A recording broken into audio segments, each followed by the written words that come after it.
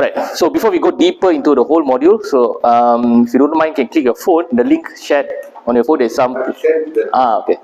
There is a short pre-test there. There are 5 questions on it. Purpose of this pre-test is for you to get familiarized, just to warm up with what the content is going to be like. So there's no right and wrong answers for the pre-test. So once done, just click submit, put up your hand. Alright, so we'll just stick to 10 minutes maximum. Whoever done, put up the hand. Personal email or work email? Any email.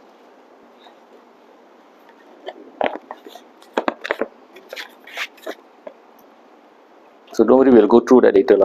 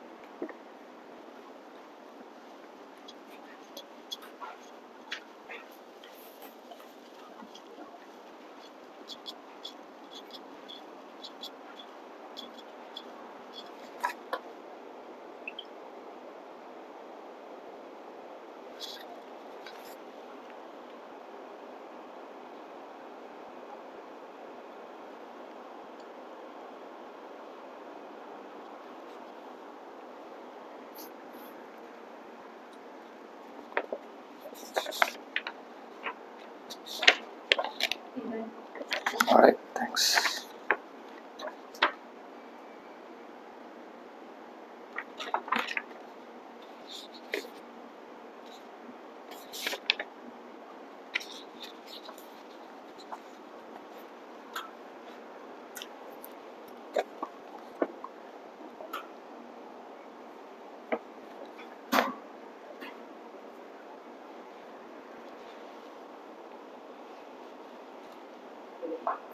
Okay.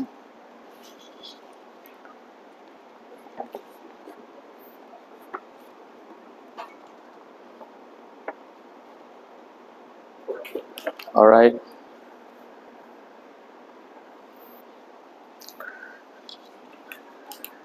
Okay. Your job later is to look at her expression. She's going to do some task. So your job is to look at her expression and to just write down what you think about her expression is. Okay. All right. So Nimalan, your job is to analyze her. Okay. Okay, just write simple point form. That's all. Alia, is it? Alia. So Alia's job is to see her expression. Also the same thing. Analyze. Just write down whatever you want to write down. Oh, Okay. Okay. I'll tell you why we are doing this lah. So we'll just wait for it. Okay. So let's start with her first. So what I want you to do is very simple. Don't worry. There's nothing. There's something here. Okay. Try not to shake the box too much. Alright. Try not to shake the box too much. Your job is quite simple. Put your hand inside. There's a hole here. Feel as much as you can and tell me what it is inside. Yes. Box. Because otherwise they'll see. So what you do, you come in front here so that they can see your expression. Okay. But you need to be seeing forward. That's all. Okay. Okay. So Alright. I'm just looking forward. Okay. And I put my hand in the box. Okay. Yeah. Go as deep. Oh gosh, what's Okay. that? Okay, done. Okay, enough. Okay. Okay, thanks. So you can wash your hand. Okay. Okay, now your turn. Okay, so same thing. Cara sama juga. So come in front. then I Tak, jangan tengok depan. Tengok muka dia. Tengok muka dia.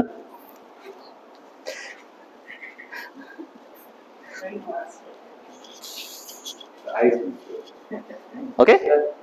Okay. Okay. What do you think is inside there? Something slimy. Okay. Well, I think to be. If it is it an object? felt like it was a shit. Okay. Is it alive? Hopefully Uh, still alive. Yeah. no, but it was like a frog. Me. So if Slimy frog. so, it's a slimy frog. Yeah. Very close. Okay. You, what do you think? Apa you rasa dalam tu? Patung. Patung. Itu aja? Rasa lembut. Ada bukan tak? Bukan situ. What's your name again? Sorry? Ain. Ain. Okay. So she's right, patung. She's patung, right? Inside here, actually, banana peel. So early April Fool. So slimy frog, I would have jumped out lah. Okay, the reason why is very simple. See, the human mind is like the world's greatest storyteller. It always assume things. It always judge, predict, judge, assume, predict, right or wrong. It always make evaluation. It always constantly running a movie, and it needs our senses to make that movie. And if you notice, you wrote her expression. What was her expression, right? First she was worried before putting her hair. Then she was disgusted when she was feeling it. Correct. How about you? What do you think? Smiling. Laugh. Okay, so there's some emotions and expression based on your sensory perception. So the mind is constantly processing information. So without eyes, it uses a sensory organ. With eyes, another processing goes on. With ears, another processing. So here, what I'm trying to say is, the mind is constantly processing, and most of the time it processes wrong information, sometimes correct information. So hence you get 50% right, 50% wrong. So sometimes things goes the way you want it, sometimes it does not go the way you want it. So that's how the mind is. So now the question is, how do you manage this conflict? Because sometimes right, sometimes wrong. So perception plays a trick.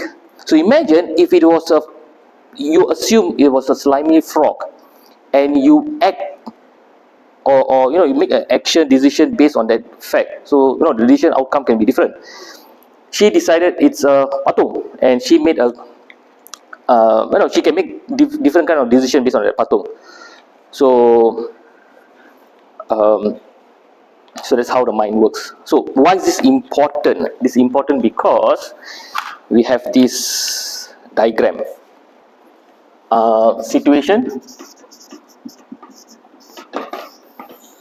Let me get this thing. Situation, thoughts, behavior, emotion. Okay, so situation is the box. Thoughts, a lot thoughts processing really very fast based on your sensory input. This sensory input will give emotion. So what Nimalan was writing was your emotions: disgust, shock, or whatever. And Alia was writing about her emotion: smile. Initial part, curiosity. What is this? Apa tu? Apa ni? Then smiling, and then behavior is when you touch the thing, you thought it was a frog. That's one part. So it retracts behavior. In her case, she didn't do that. Her behavior was, this is okay. So two different set of behaviors, two different set of emotion, two different set of thoughts, almost similar situation. Things in a box. Situation is the same. There's a box, there's a thing unknown, but there are many variables there. I gave a very good variable in the sense that do not shake the box. There's something inside there. So I created an element called suspense, but I did not mislead you. Your mind decided to mislead you. In her case, her mind did not decide to mislead. Information came, maybe she did not process the information. Maybe whatever lah, I just put my hand inside. So accepting as it is, situation gives out different output. But if the situation is being perceived differently, the output is different. So now the question is,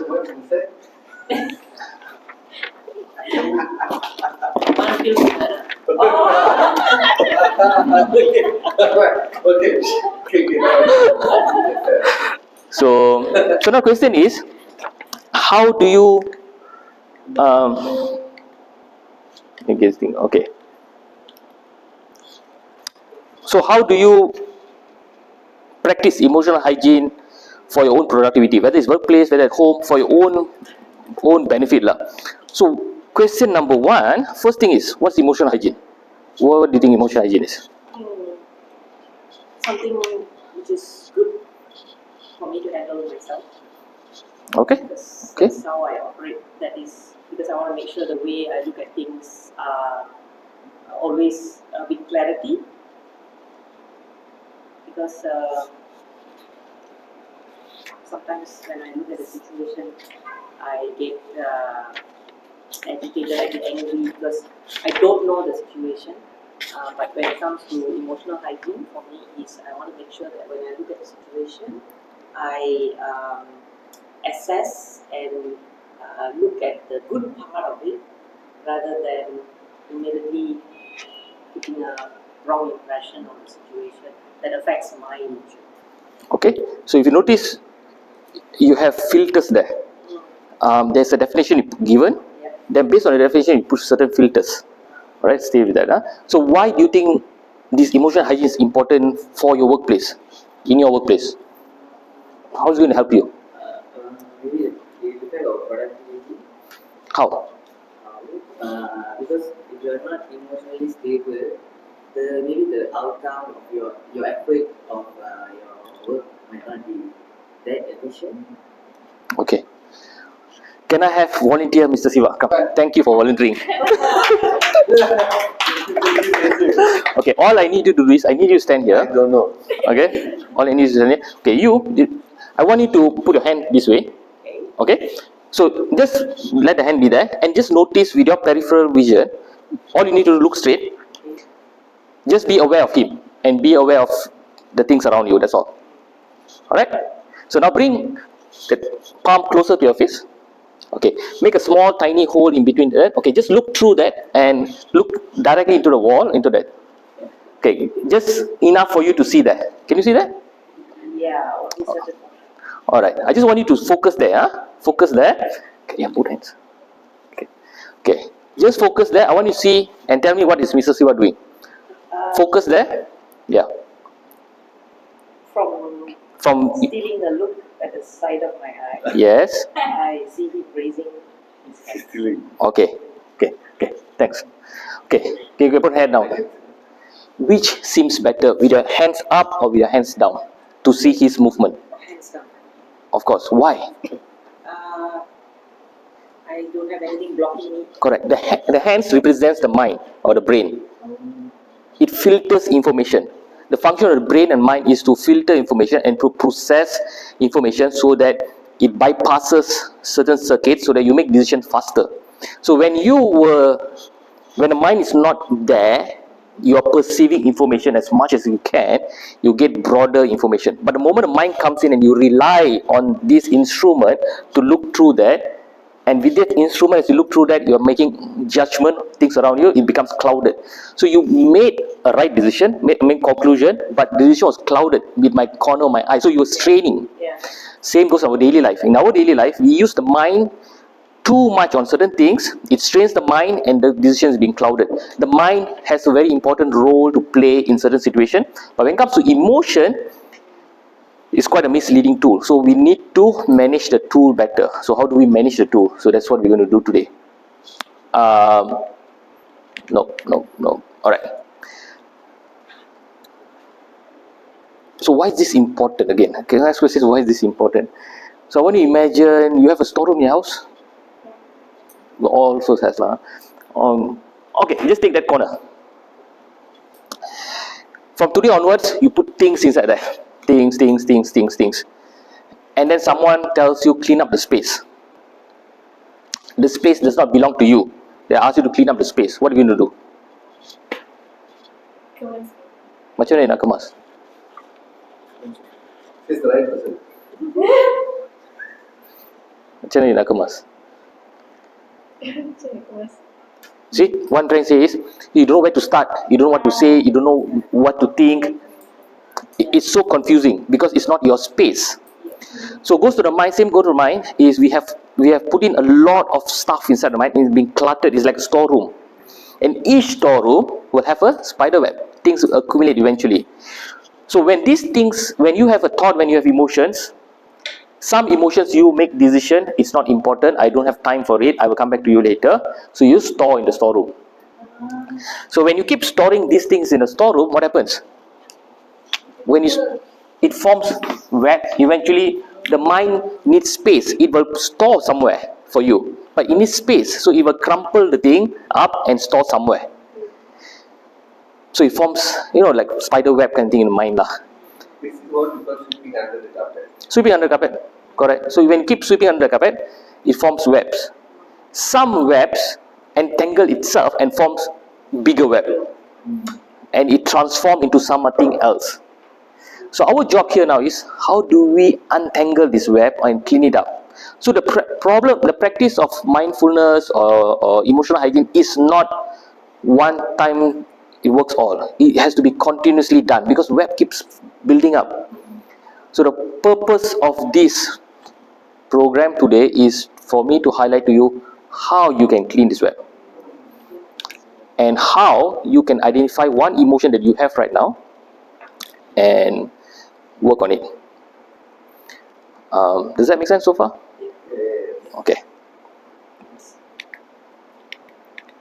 Okay. So at the end of this program, what are we supposed to do is, and I hope you go back home with 3 tools. And what are tools? So number 1 is to know or to define or to be able to understand the concepts about emotional health or mental health. Emotional hygiene and mental hygiene. So again, remember, I use the word mental hygiene, emotional hygiene. I will go through the difference. The second thing I would like What's the first one? to know the definition, the concepts, emotional hygiene and mental hygiene. The second takeaway is, I hope at the end of the day, you understand the tools and techniques on how to remove the webs. And number 3 is, how can you personally design your own tools and techniques to remove the web. Tools and techniques to go through this emotional hygiene. And number 3 is how you can develop your own care plan, your own plan to manage your mind better, your emotion or mind better lah.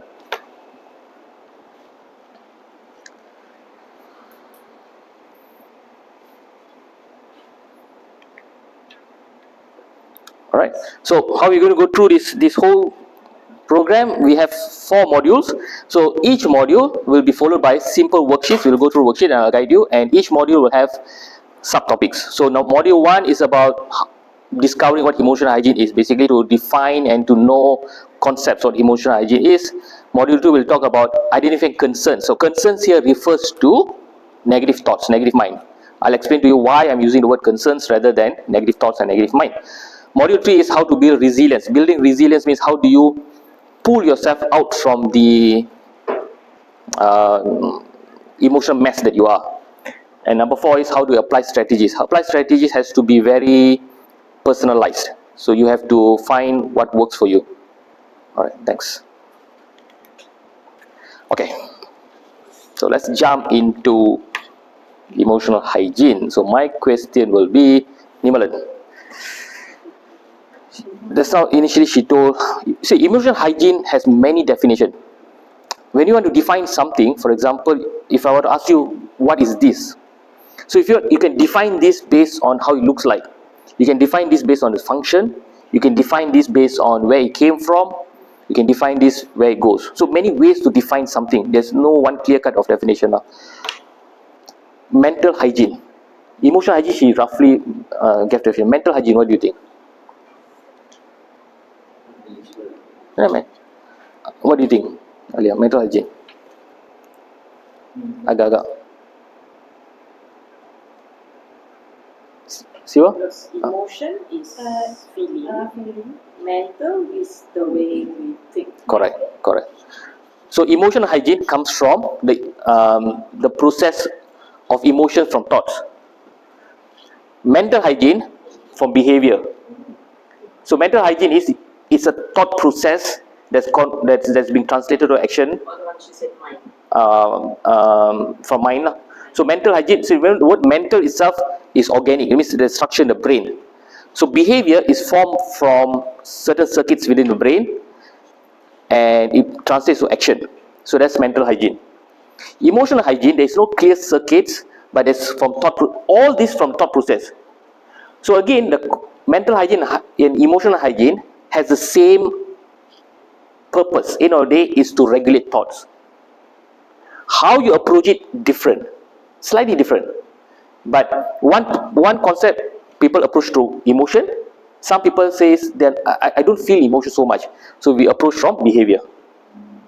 So both has the same mechanics roughly. So we'll go through this later. Which comes first, emotion or behavior? For some people, they can't face emotions. They rather see their behavior, because emotion not tangible. Behavior is very tangible. People tell you behaving this way. When people tell you, why are you being so defensive? Defensive emotion. Then you also go, no, I'm not defensive, but you are. So it's thoughts, emotion, behavior, physical. Yes. So it depends on individual. It depends on you personally, what kind of person you are. So most people can work at emotional level, most people. But if they find it difficult, then we start from behavior pattern. So we just tie behavior back to emotion. So that's a small difference between mental hygiene and emotional hygiene. What do you do if your hands are dirty? Wash lah. So we all know how to take care of our hands, take care of physical body, take care of our lungs. Lungs dirty, exercise, you breathe better air. Organs dirty, you detox, you do certain processes. Mind dirty. Reset. So mind dirty does not mean, we consume data all the time. Like, consciously or unconsciously, it goes inside our mind.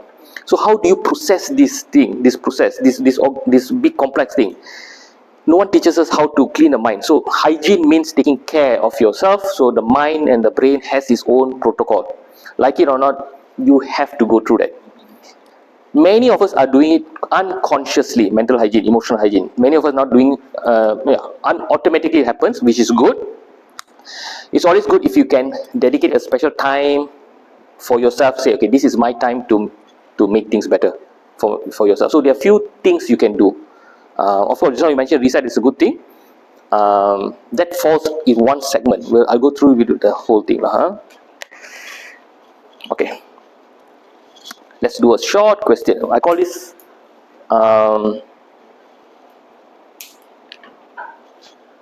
sorry. Alright. So in order to identify the concepts of emotional hygiene, we need to understand four things. We need to define what emotional hygiene is. We need to explain what is the meaning of emotional wounds. We need to know how emotion affects our physical health. And we need to identify common misconceptions.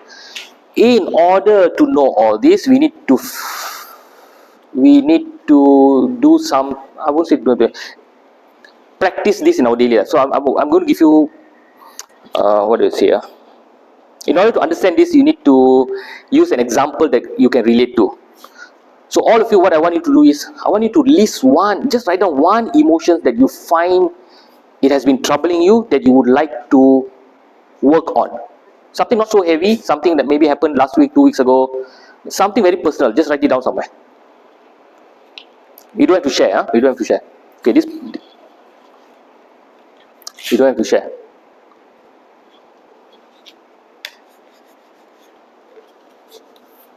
Okay, got it?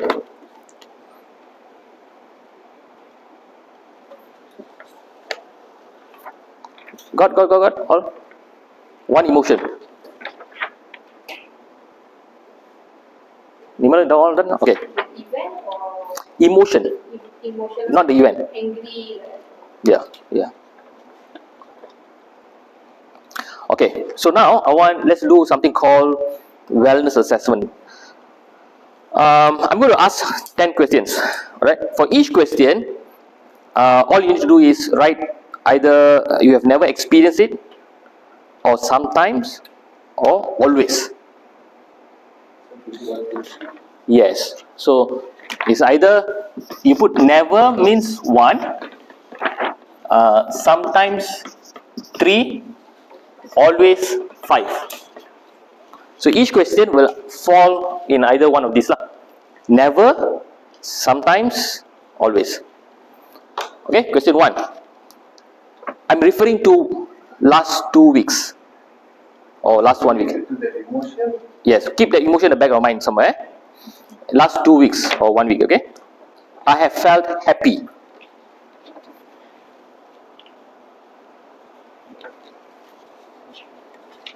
So we write the score. Write the score.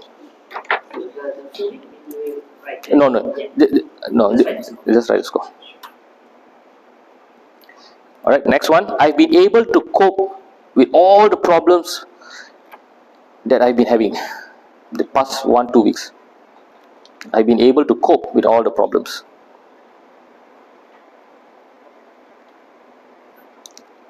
Okay, next question. I felt good about myself.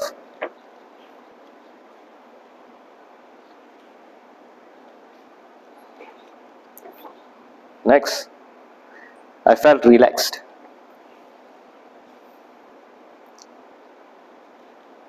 Next, I've been sleeping well.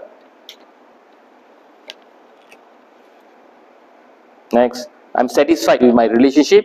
Relationship here means maybe partner, friends, colleagues, animals. Next, I have healthy habits.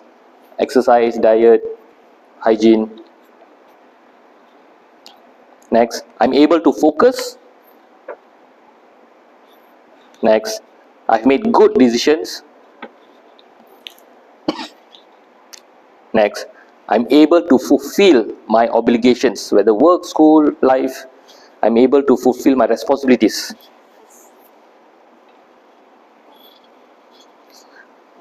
Okay, so if you notice, if you look at it, it fluctuates. Never you have 1 for all, never you have 3 for all, never you have 5 for all.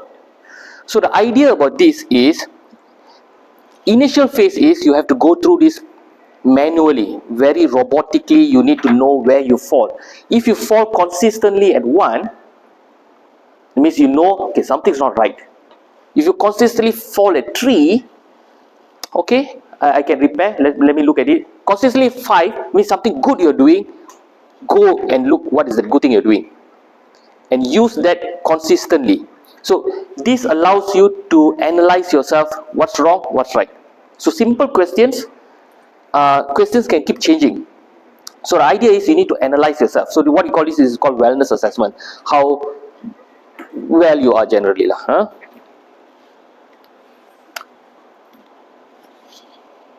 Okay, so emotional hygiene. So how do I define emotional hygiene? So I define it as, it's a practice of maintaining and improving emotional health through self-awareness, self-care, and practice of managing negative emotions. So I define emotional hygiene from a standpoint of what I can do to take care of my mind health. So emotional hygiene, you can even define from philosophical point of view, spiritual point of view. So there are many ways of defining it. So don't worry about definition. So next important question, self-awareness. What do you know about self-awareness, Nimalan?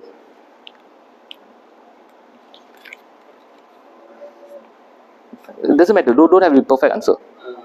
From my point of view is that knowing about yourself, where you stand. Okay, good. So recognizing need for self-awareness. So here self-awareness means I'm referring to what I can do with self-awareness. Okay, so I'm referring to regularly checking with yourself, your emotions, your thought processes, your triggers, your emotional response to a situation.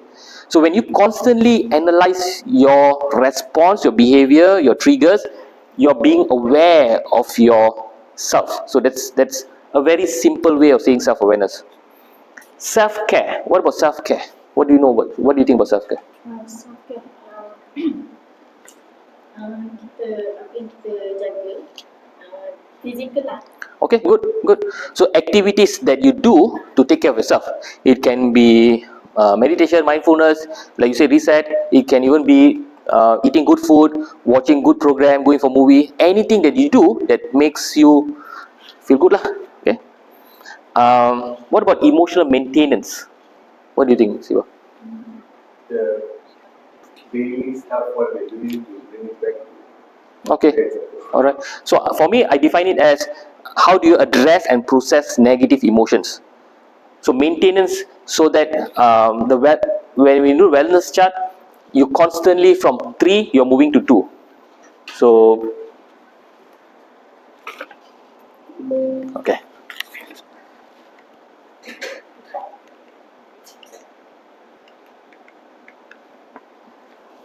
Alright, so let's move on to the next one.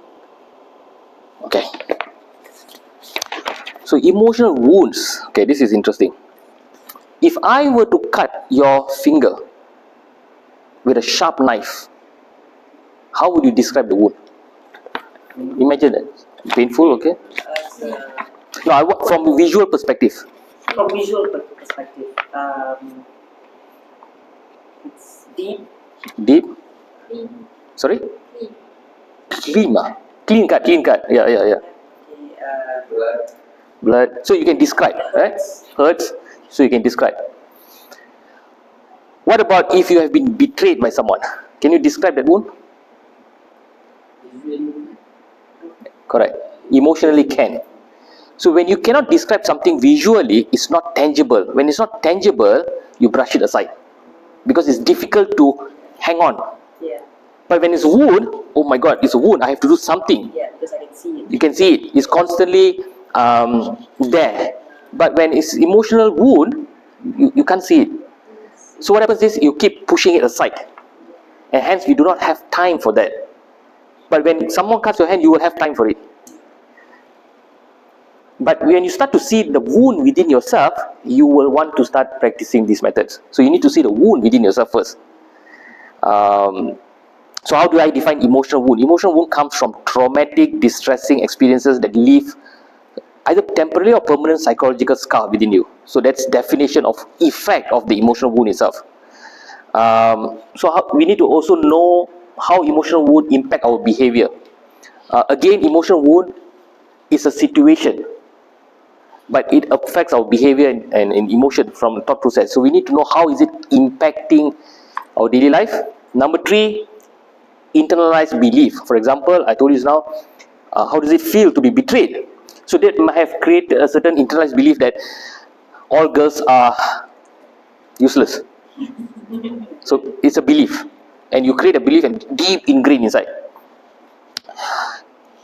Finally, we need to know when emotional wounds is there, even a physical wound, even if you cut, how long does it take to heal? It takes time, depending on the wound. Same goes to emotional wound, it takes time. But again, it takes time. We need to be practical. You cannot say 10 years. You need to give yourself certain duration. So how do you monitor the time? Again, go back to this. This gives you a benchmark. I am moving to a better place. So when you have the emotional wound, it's going to be here. So when you check yourself the following month, you should be moving somewhere here lah. It's better here. Okay. Okay. So let's say you got betrayed. Let's use that emotion that you wrote just now. Okay. In your mind, just write the situation. Think about the situation that caused that emotion. Okay, briefly write it down on a piece of paper. You don't have to write long sentence, just that situation.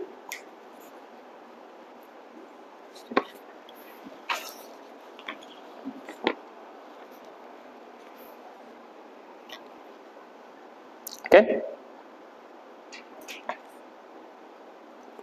All right.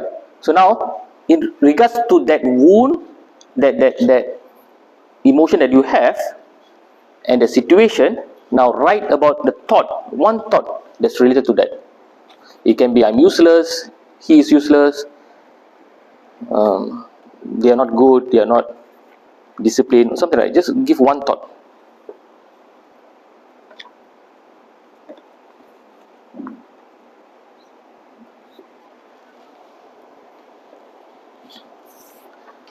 Now think about one behavior as a result of that thought that you've been doing. It can be avoidance. I don't want to see him again. I don't want to do this work. I rather not go to that place. I rather stay far away. Avoidance. One behavior that you think from the thought.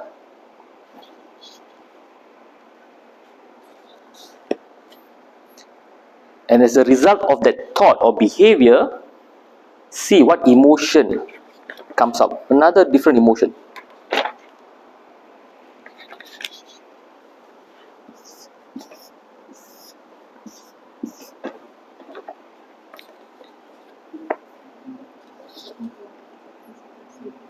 Okay, now, remember the last emotion I said? Okay, how many of you notice that emotion is different from the primary emotion? All? You notice? The primary emotion may be A, now it's C. Are they related? Yes and no. Maybe anger, sad. So, they are emotion interlinked together. But what I'm trying to point here is, when a situation happens and it's pushed down to the thought process, there's a vicious cycle develops here. And the cycle is called thoughts goes to emotion, goes to behavior, it goes bounces back, it goes in a cycle. And this cycle will keep developing spider webs. Will keep developing different kind of webs. Different webs, different emotion. And it keeps spiraling down. Same situation, different thoughts, different cycle. So it keeps growing and growing and growing. And when you start to see this pattern, you start to see the wound. You start to see, oh, that situation is causing so much problem to me. So that becomes your wound. If you start to see that wound, then you start to make sense of emotion. So if you try to process the emotion and work back ways, you can never reach. Because it's so many. You don't know where you're going. It's like multiverse. There's so many universe here. But if you start from backwards, from the situation, go down to thoughts, then you start to see, whoa, I've got so many emotions here. Then it gives you that perspective of wound. Then you know, oops, okay, what should I do now? Alright? Sounds scary or what? Okay, so again, this is quite simple. I think we all know this lah. How does emotion affects your health generally, you think? What do you think? Macam mana emotions boleh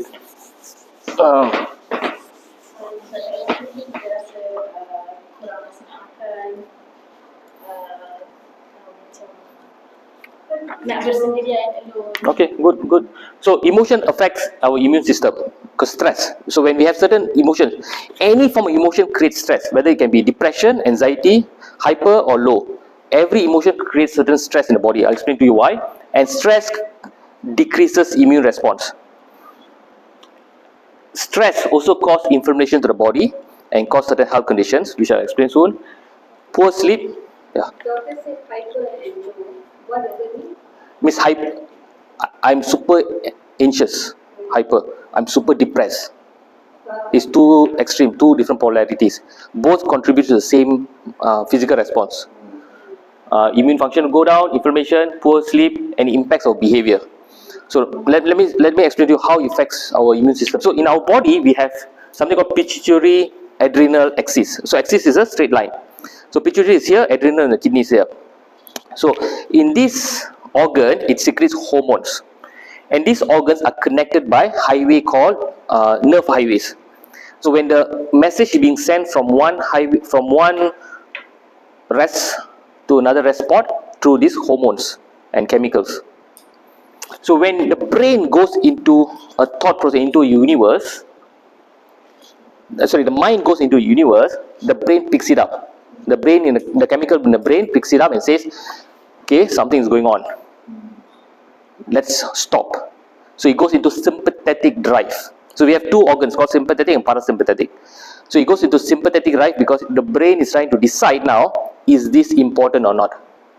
So brain picks up the mind. Mind sends some signal. The brain says, oops, something's happening. Let's stop. Let's figure this out. It will send chemicals to the body to prepare you for the fight. Because the body is getting command from the brain, stop. There's some danger here. So when that signal goes down, you have no appetite to eat. How many of you have been chased by a dog? Do you feel hungry when being chased by a dog? No. So you will never have appetite when you are in stress mode. You will never have bowel function. You will never want to go to urine. You will never, all this body maintenance function will shut down. So a lot of people get bloatedness. So when under stress, the body does not function. Because sympathetic drive is, eyes becomes big, sensory becomes hyper, heartbeat goes fast because the blood needs to circulate, you are in war mode. Why? The brain is perceiving a threat from the mind. And then the brain will say, brain is processing. Threat, no more. Chill, exam finish. Dog gone. Dog died. I'm dead. No. No more threat. So the moment threat, really, you start to breathe. So what happens is sympathetic off, automatically parasympathetic come out. Parasympathetic does not go online or offline. It's constantly online. Sympathetic is the one goes online, upline, off, on and on. So when it goes on, parasympathetic is being shadowed. So you are in flight mode. You want to just disappear. But the moment the threat disappears, sympathetic goes down, the body goes in healing mode. As long as the body is in sympathetic mode, your immune system shut down. So imagine someone who's constantly anxious, someone constantly emotional turmoil, someone who's constantly in depression mode, someone is constantly worried. Physically, the threat is not there, but the brain says, the mind says, input is there. So the sympathetic tone is on hyperdrive. Inflammation. Why inflammation? In our body, is something we got complement factors. We call it complement factors. Complement factors are a group of hormones, group of proteins which secretes chemicals to heal the body. Example, blood clot, or to protect the heart from in the vessels. So when sympathetic goes up, certain parts of the body do not get enough oxygen. Why? Because oxygen needs to go to the brain, heart, lungs, certain vital organs to get you out of the problem. You got stress. The body knows stress. Exam 2 hours. Full here. After that, you can eat and sleep. So the 2 hours, the mind knows really 2 hours, just stay put. So it will shut down all reserves. Blood flow go to the main places. So what happens is blood flow be reduced in certain parts of the body, non-important parts of the body. So when blood flow reduces, it causes something called oxidative stress. So your blood vessel goes into inflammation process, and the complement factors will actually be more because the body is now being sending signals. The body is in being threat mode. So armies and soldiers will be sent into the blood vessels to prepare for war. So it's as though infection is happening. So stress is a form of infection. So when the infection sets in the body does not know whether it's organism or is it psychological infection. The body just gets input from the brain, says war mode on, sympathetic on. So the body will secrete hormones and the chemicals for the war. So when war starts, war mode, inflammation happens in the vessels, coronary get blocked, heart block, or stroke, but it does not happen overnight. It happens over the years, it builds up. So the key here is, we all have stress on daily basis. So we need to tell the body, shut down the sympathetic, let this parasympathetic heal.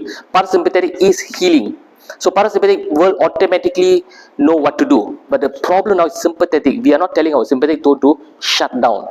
We need to consciously tell our parasympathetic to shut down. Because the brain only receives input from the mind. And if the mind is constantly processing the information, it's not going to shut down. So we need to consciously tell the thought, they shut down. So that's the trick. Clear?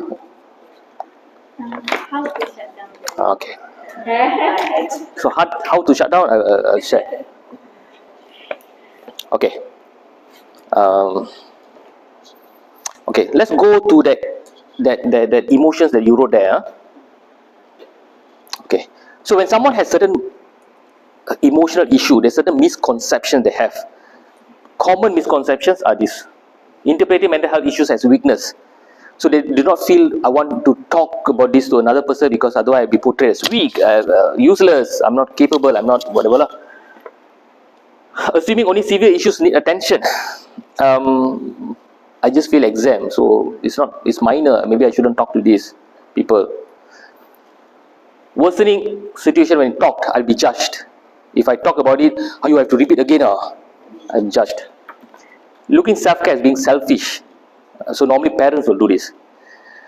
So now, based on your emotions that you wrote there, just list one misconception you've been having about yourself in regards to that emotion that you have.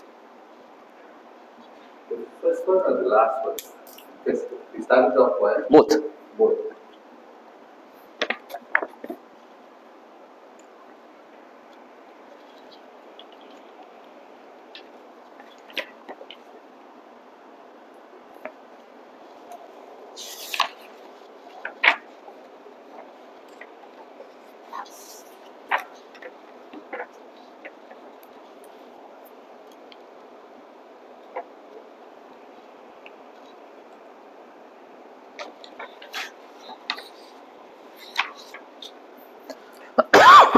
Sorry. Okay, got it? Don't mind sharing, Nimalan, what's your misconception? The first one was listening situation I talked about. Okay. Last one was receiving unnecessary issues. Okay. You don't have to follow this lah. Maybe you got other things, your personal misconception. This is just example. Maybe like I shy lah. I shy to talk about it. Why should I? No It point. makes sense for me for that because sometimes when the person we are talking to doesn't really understand and they don't perceive from that point of view, they try to input their thought. Correct. So the situation gets worse. Correct. So that's a perception. That's a misconception. Maybe a misconception because it's coming from you. You are drawing a conclusion of that person based on your understanding. Just like the box, based on your understanding, the box looks suspicious because the input was suspicious. So you make a conclusion. So it's a misconception. How about you? Your misconception? Actually put there, it was my self-conclusion because I saw it the way I experienced it and it was my self-decision that made this situation. That's All right. that's one. Okay. I will show you why is this important. What's your misconception? Sama macam di sini juga. Okay. Setuju. Okay. What about your misconception? It's me and not them. Okay. What about your misconception? Don't understand basic situation as maybe something wrong. Okay. If you see the pattern, did you see what pattern do you see? Yes. All emotions will be self-blaming. That's the primary misconception. It's always you. We are at fault. All human, no matter what kind of spectrum they are, the self-blame will come back. And the self-blame is the bigger wound that people don't see. You can't see self-blame. See, self-blame never came out earlier. Self-blame is the bigger wound. But by doing this process, you start to see these wound patterns. And you start to see how deep the wound goes. So again, self-blame has another, you can go deeper and deeper lah. Any questions so far? Make sense? Alright. Okay, I have a question.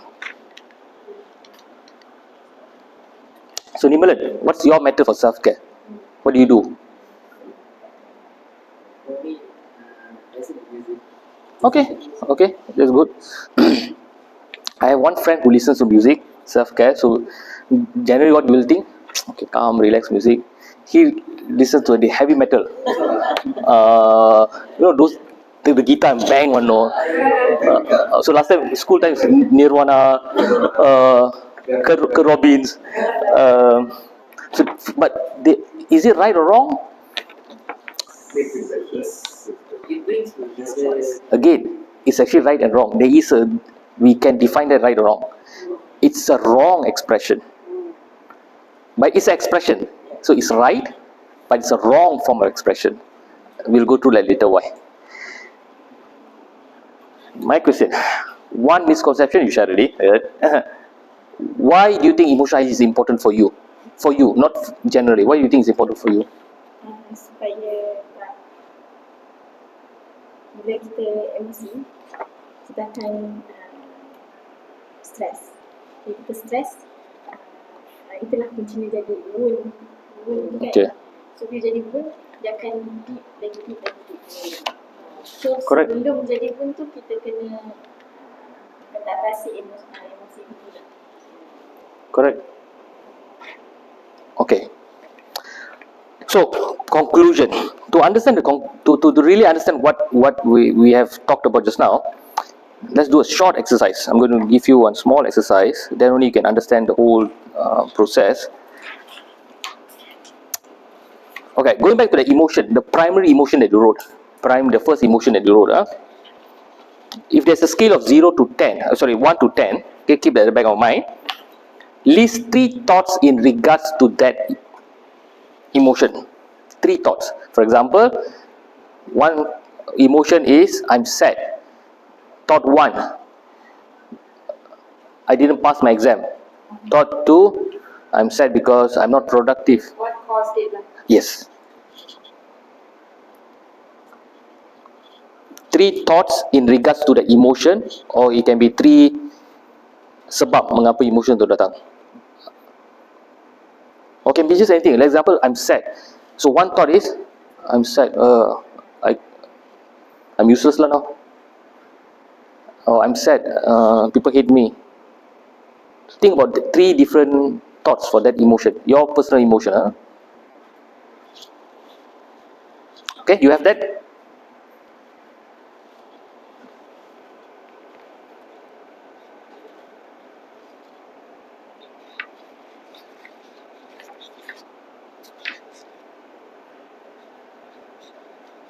So it can be a main thing, but then they have like subtopics. Can? Correct. All got ready? Okay. All the 3 emotions, rank it 1 to 10. 1 as in very severe. The thoughts. 1 is severe. 1 is mild. 10 is severe. Heavy thoughts. This thought is killer. So this number 10. This thought, okay lah, not so important lah. 1. 5 tengah-tengah.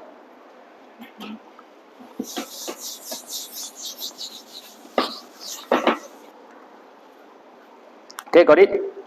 Okay, based on these 3 thoughts, what behaviors has been developed?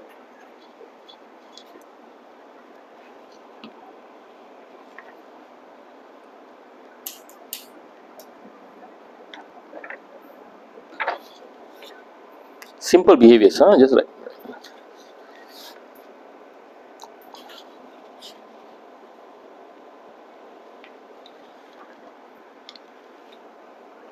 Relating back to the Primary. class, what was the emotion, and then what is the behavior, and then what is the next emotion that comes? So, see? Okay. So when I do it, goes back to that. So Doesn't matter. it's normal. So it's the same rule kind of thing. Yes. See again, good question. You see, this exercise has no right or wrong approach. His approach is different. So again, the layout is there. How you want to modify is very personalized. So I'll explain to you what I'm getting at now. Based on that behaviors, each behavior, you got 1, 2, 3, right? Each behavior has a different. It creates a different sensation or symptoms of physical manifestation or symptoms, whatever. Maybe it causes you not enough sleep, it causes you malas, it causes you not productive, it causes you not eating well, it's causing you not mixing with people, not taking yourself out there. Each one will have its own something. Just write down briefly.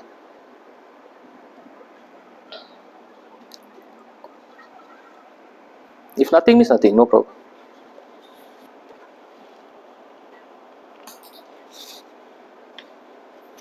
Okay. So by doing this, you get to see the wounds in a bigger global picture. So it's just not a see, I'm feeling sad, it's an emotion. But when you start drawing this, you start to see how the emotion affecting you. See, knowing is one. But when you put it down on a piece of paper, you start to see it objectively. Then you know, oops, I'm here, 1, 2, 3. Sorry, 1, 3, 5. So you're moving. So that reset app is a form of self-care that you have. So when you put in there also, you got, the idea is you still need to put in and see, analyze. No point putting information and not analyzing it. So you need to have personal reflection. This whole process only works if you look into yourself. So how you going to look? The best way is documenting, writing it down. Just sit down with a piece of paper with you and a paper, and write down. How you want to maintain?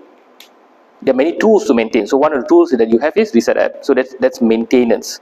But before you can go into maintenance, you need to dissect. You need to know what's happening. All right. So I hope I have managed to touch on this point. So that's the brief summary. So I referred my notes based on these 3 books. If you have time, you can go and look for these books. So there's assignment. Complete the assignment. You have 30 minutes. After that, you can go for your coffee break. Before that,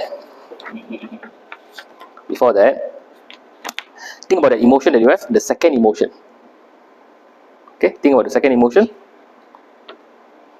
Let's see how it affects you. So for me, let me put it as fear. Okay, so have that in your mind. So what thought creates that fear? So for me, I have one thought. Fear, I'm not good enough. So that's my thought. Okay. Scenario, one situation that caused me to say I'm not good enough. Okay. For you, you have your own thoughts. Write down the thoughts. For me, the scenario is maybe I'm presenting on a stage and no response.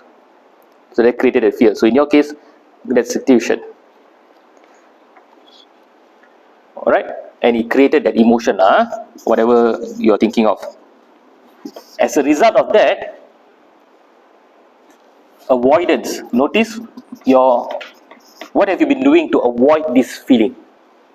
What have you been doing to avoid this feeling? So in my case, when I mentioned fear, I'm not good enough, so I avoid giving talks, for example. So I don't talk. Okay, keep quiet. So what's one avoidance that you've been doing? Alright? Because of the avoidance, you feel relieved because the trigger is not there. I'm not in the situation. I feel I'm okay. Alright? Because of that relief, see, I have the fear. I avoid running away. I feel relief now. But sometimes situation will come to push me back. So what do? I decide to smoke so that I reduce my fear.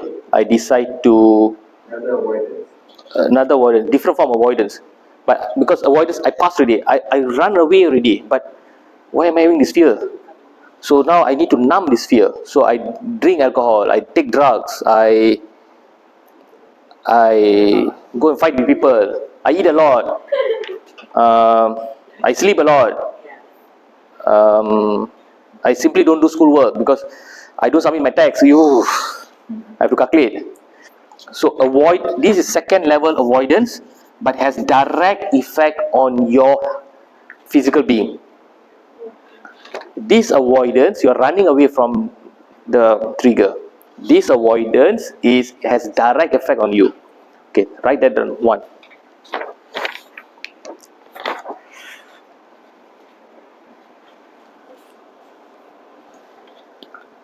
Done?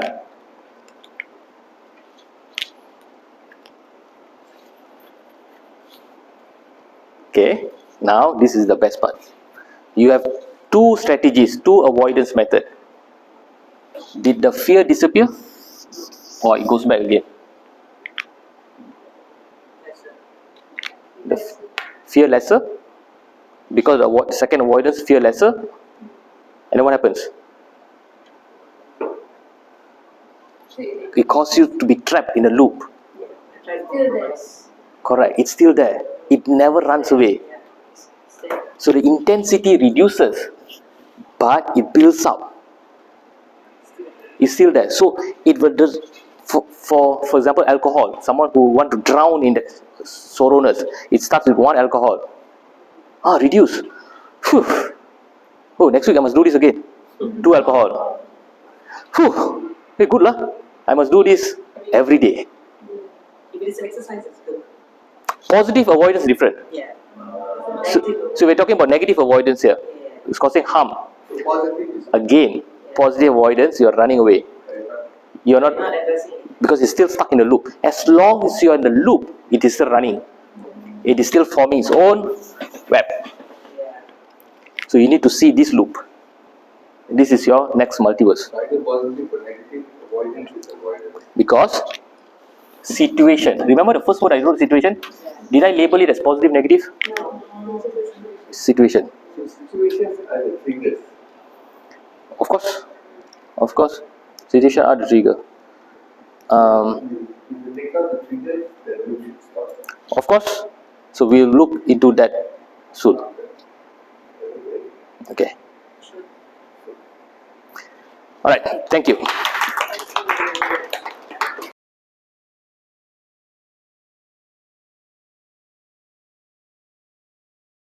I mean, try to remember what we did just now. Before we go through that, can you imagine if you start to see people outside there, roadside, you see 10 fellas there talking to themselves? To themselves, randomly, what do you think? The time people among themselves talking or then otherwise Separately. separately talking to themselves. Yeah, enlightened. So if you see roadside, you say, why 10 fellas? They're talking, one talking to the wall, one talking to the car. Phone.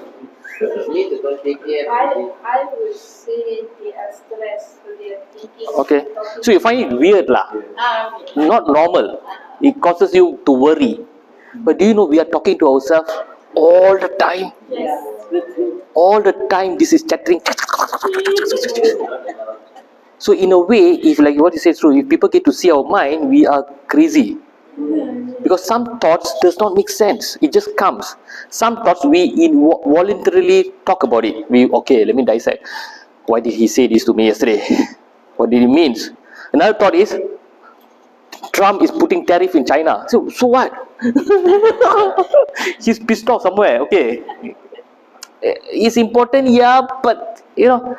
And another one is someone feeding the cow. You saw news, and it's then in your mind, someone feeding the cow. So, but the thoughts is running constantly. So in a way, we are orang gila. The idea is to shut down these thought processes. That's where the situation becomes situation. When the thought stops, you do not go down, you don't escalate. So you need to shut down the thought. How to shut down the thought? We'll go through briefly. Okay. So just to recap, what do you think, Alia? What you got from last message? What you learn for yourself? Untuk diri saya, To diri you. first, berkaitan dengan emosi.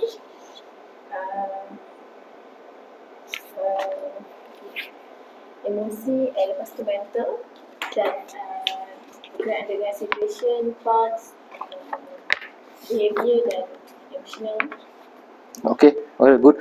So basically the definition of mental health, emotional hygiene, the importance, how it affects your body, the misconceptions that you have regarding your own emotions, and the triangle, that thought triangle, behavior triangle, emotional triangle, how it affects you in the loops.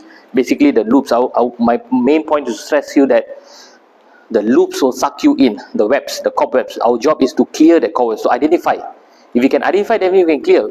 Problem is now everyone tells us to clear the cobweb. Everyone tells us practice this mindfulness, practice this method, yoga, go for here, makan ni, go for this therapy, go for the therapy. But no one tells us how to identify.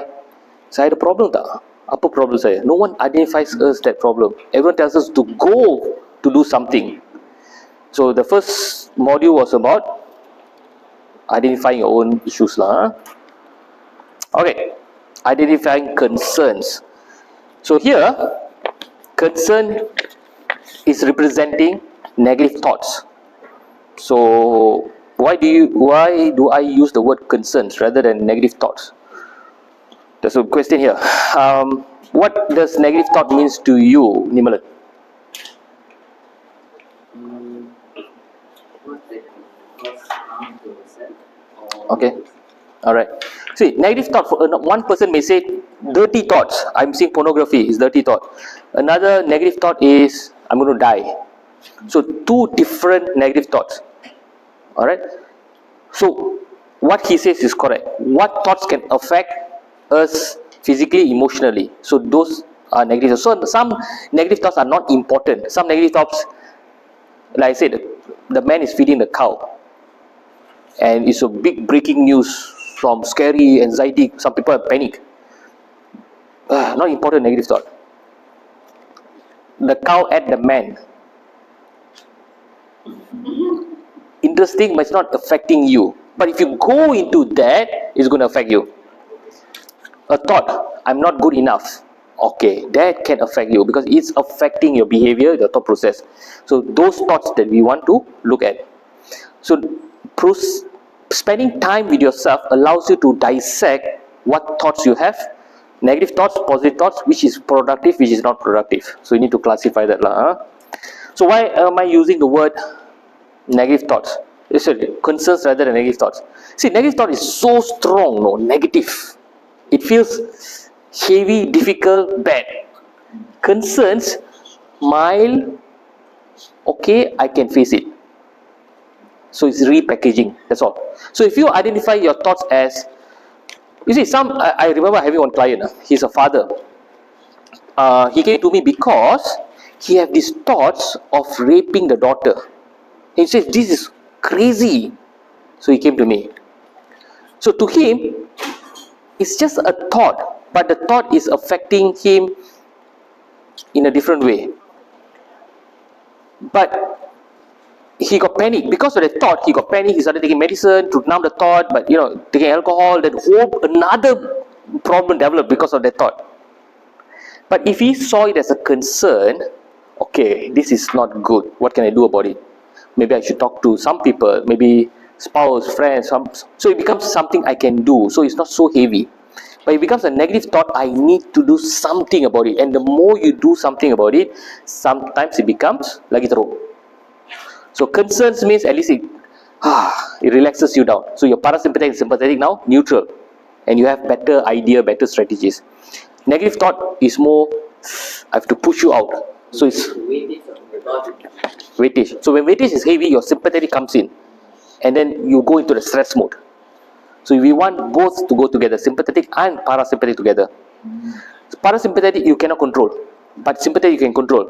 When you breathe in fast, your sympathetic. When you breathe in slow, your sympathetic goes down. Your parasympathetic is always 100. So imagine 0 to 100, your parasympathetic is always 100. But your sympathetic is one goes from 0 to 100. So depending, if it's from 100, your sympathetic dominant lah. When it goes 50, your parasympathetic dominant now. But if 50-50, balance. So you want to reach that state. Alright. Okay. Miss Devi, why do you think managing thoughts are important for you? Managing concern in your work life lah. I think one of it is used to be making assumption of situation. I used to get angry because I cannot control my emotion. So I feel that when I try to do something that can help me to manage the way I would say my emotion is the way I look at a situation, I feel like that's the calm part of it. Because Okay. otherwise I'm just being angry and agitated that it gives me body ache like that. So that's why I try to, whenever I see a situation, I try to assess. But when you ask me beginning, you asked us a question that 2 weeks ago, imagine this thing happened, and there was this terrible situation happened that in February, and it has affected me a lot. And knowing that I practice myself to control my emotion, control in a sense that like justify, tell myself, hey, maybe something wrong that I did like that. But I failed in the situation that it has affected me a lot. It took time for me to work on the emotion. Correct. Correct. So it's important for you because it creates a sense of calmness. Yeah. See, just now you mentioned it took time for you Yeah. because you fell to the deep hole called self-blame. So that is the last wound. If anyone falls into that wound called self-blame, it takes very long time to come out. But you need to, because you don't recognize you are in that wound called self-blame. In that self-blame wound, it's overlapped with so many other things, other wounds. But if you can see the self-blame wound clearly, whoa, why am I blaming myself? Then it's a different ball game. Then you're coming out of it. Then you say, no, this is not my fault. Maybe it's his fault, maybe it's not. I don't care. It's not my fault at this. At least I know I've done this. Okay lah, I should have done this better lah. Okay, next time lah. So yeah. So compromising It's worse. is equally bad because you're still putting yourself down. Yeah. So the wound called self-blame wound lah. So at least, okay, for me, why is it important to do mental hygiene or emotional hygiene? You see, when I start to analyze myself, the positivity will appear. See, instead of generically doing affirmation, I am good, I am positive, there's roses here. Instead of visualizing positivity, let it grow organically. And for me, the only way it can grow organically is cut this negativity in layers. So the more you dissect, a big chunk, imagine a big rock in a quarry, it being broken down to pieces. And then once you break it down to pieces, you polish it, it becomes marble. So it can only become marble if you break it down. If you take the whole quarry rock and say this is marble, no value. So it's important for me because it allows me to cut it down and allow that positivity to come up. How it comes up? From the parasympathetic. It gives idea. Parasympathetic is a healing mode. So once you're in a healing zone, your body, let's chillax. So when the body heals in that mode, creativity is punched. Idea comes in. Because now the brain is not working hard. The brain says, alright, let's shut down this component. So other networks start working. So we have few networks in the brain. So there's one big component called saline network. So the saline network decides, is this important, not important? If it is important, then we got two main function. There's two terms. So the first saline is called executive control. The second one is called those are some names. One will take over focus, another one will take over relaxation. So the saline network will tell the part of the brain, chill, don't chill. When the brain says chill, then the creativity will start to boom, blossom. But unfortunately, most of us are always in that mode called stress. Life is stressful, life is stressful. How's your day today? Oh, yo. How's yesterday? You don't ask lah. So, cool. From being cool, it becomes a habit, behavior. But deep down, how many of us actually sit down? No, people don't randomly. You ask and randomly, siapa kawan you, malam apa buat? Tidur lah. Siapa betul-betul tidur? So in Zen, there's a story, Zen philosophy. So this student went to the Zen master and asked, Master, teach me Zen philosophy. Okay. He gave a bowl of soup. Eat this. So he had. So this master eating soup for 2 hours. This guy finished in 2 minutes. So waiting. Then the master said, come tomorrow. Okay, come tomorrow. So tomorrow came again, soup. So 2 hours. He finished in 2 minutes. So this went on for 1 week. Say 1 week. Okay, maybe master is testing me, my patience. Alright. 1 month, same soup. Okay, master is testing me how long I can go with this. 2 years, soup. He confronted the master. Master, something not right here. I came here to learn Zen. See when you eat soup, you eat soup. When you sleep, you sleep. How many of us go to sleep with sleep? We actually go to sleep with problems. What's next? Tomorrow I need to do this. Oh, tomorrow. Today lah, this thing happened. I should have done this. We never go to sleep. we watch a movie.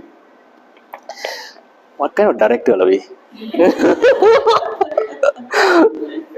Should have done this, right? I know what's going to happen lah. It's a movie. Just watch the movie. So we are never there. We're always processing, and the sympathetic is always alive. So we need to shut it down. So there are many ways to shut it down. Simple way. The reset app is actually a simple way. It allows you to be aware of what you're doing. Oh, I'm doing this. So it takes you step back. It gives you that back step. But of course, you need to do a lot of other things to be more productive lah. Alright. Okay. In order to identify negative thoughts, there are 4 parameters I think we should know. Parameter 1, to recognize trigger and how it affects us.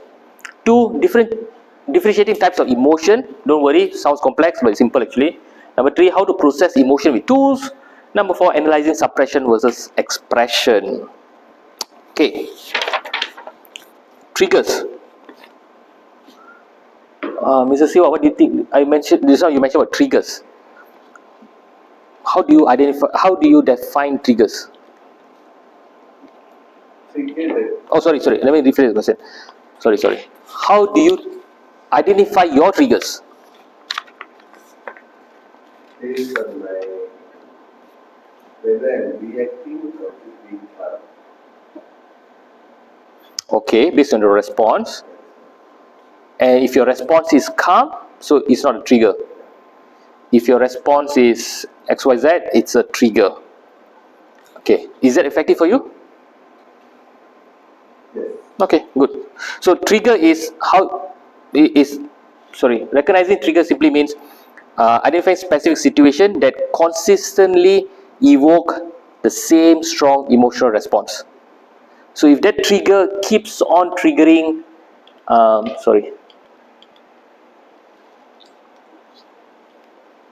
if the same trigger consistently, same situation, scenario consistently cause the same emotion, that's an important trigger. So not all are triggers. We may be thinking they are related, but may cause different kinds of emotion. Then we need to put aside. So different multiverse. So you need to see that emotion being triggered by the same triggers. For example, this lady, fear. Fear is a problem. So she told me, I'm afraid of closed space. So that's trigger 1. So every time I get to leave, I have this fear. So that's trigger. So what will assume? People assume that you are phobia of leave. But then she goes into a car, she gets triggered. She goes to car gets stuck in jam. She gets triggered by the same fear, same emotion, but different situation. Then she gets triggered, she's in a tunnel. She gets triggered, same fear. Response same, situation different. So now the trigger is not the same. So you need to take a step back. In tunnel, I'm alone. In leaf, I'm alone. In the car stuck in the traffic jam, I'm alone. So now loneliness is causing the fear. So the trigger now is loneliness. So you need to identify these patterns and take a step back. Why are they different or why are they same? So that allows you to see the emotion better. So there is a meaning for each trigger. So we need to understand how it affects our thoughts, behavior, and our physical response. So when we're stuck in car, so for example, this lady, my job is to help her. Okay, when you're stuck in car, how does it affect your behavior? So for each trigger, if we see how it affects our behavior, physical response, the emotion, they're all the same pattern, then we know, boom, we have hit the same trigger. So these are my triggers. So you need to identify them. Why are they important? Because once you identify your trigger, remember it's not trigger avoidance. Then you need to know, oh, if this situation comes, what can I do? So this avoidance is not productive. Is it productive for that time? Maybe. Long term, no. So avoidance got positive avoidance, negative avoidance. So positive is good for that situation, but you need to go back, pause. Okay, what other methods can I do? Confront or whatever. So you need to analyze that lah. How about patterns? Listing emotional patterns and trends. Patterns are recurring trends or responses. So you need to see the same pattern. If it's sporadically happening but same emotion, take time and see the pattern. Developing strategies to reduce emotional impact. Eventually, knowing the trigger still no good. You need to develop a plan to get out from avoidance. Avoidance 1, avoidance 2. Avoidance 2 is the killer one because it kills your body. Avoidance 1, it kills your mind, kills your productivity, kills your potential. Avoidance 2 kills your body. Again, just now you told me exercise, so that's good avoidance, but it kills your potential. So in some way it has negative lah. Okay, let's work on the trigger. Okay, now think of a problem. Describe the problem. Going back to the emotion, the second emotion that you found. Second emotion. Think about that emotion. Describe the problem or triggers to that emotion in your own way. Write it down there.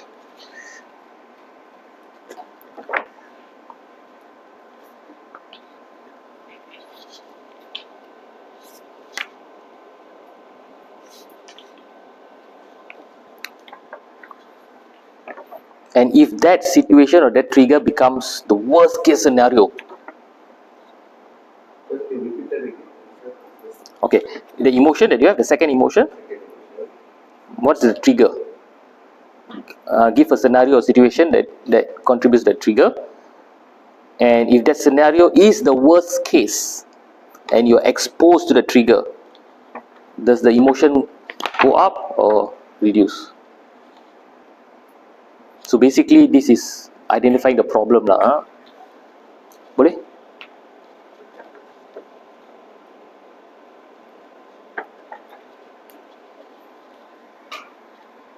Okay? Alright. So anything can be trigger. So now I'm going to list down few things and see for each segment what are the potential trigger. Emotional state. What emotional state can be a trigger for that situation that you have? Example? Okay, I'll give you an example. I'm afraid of presenting. So my fear is, my emotion is fear, and presenting on a stage is my trigger. So now emotional state. I feel depressed because I'm useless. And this feeling arose because I didn't get something what I want. So now I'm going to the stage with this feeling.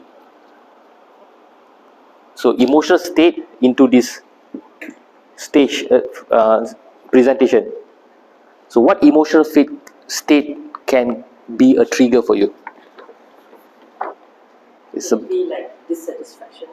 Can anything? My self-performance. Can it's anything.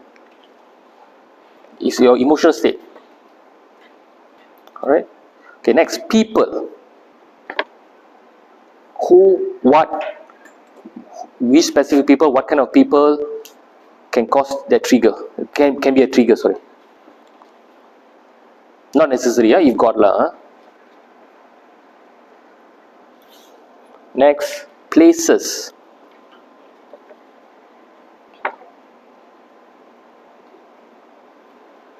Next, things, items, objects. For some people, certain object has certain negative triggers. I'm working on that. For some, it's positive trigger, positive like anchoring, so it's different, it's good lah. But negative trigger things. Another one is thought. Thought example like someone tells you, you ni malas lah, you're not hardworking, selalu bangun lambat, so it's a thought, but it triggers a lot of things. So is there a particular thought that will actually bring you down? For example, some people say, don't tell me I'm defensive, huh? So it creates, so it's a thought. So if like that, for some people, activities or situation, certain activities triggers them. So there are many forms of triggers. Alright, so if you have that, just put it there.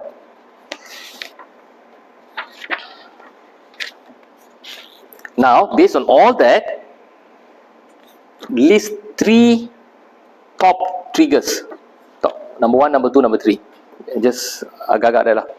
Situation or person or location or Sorry?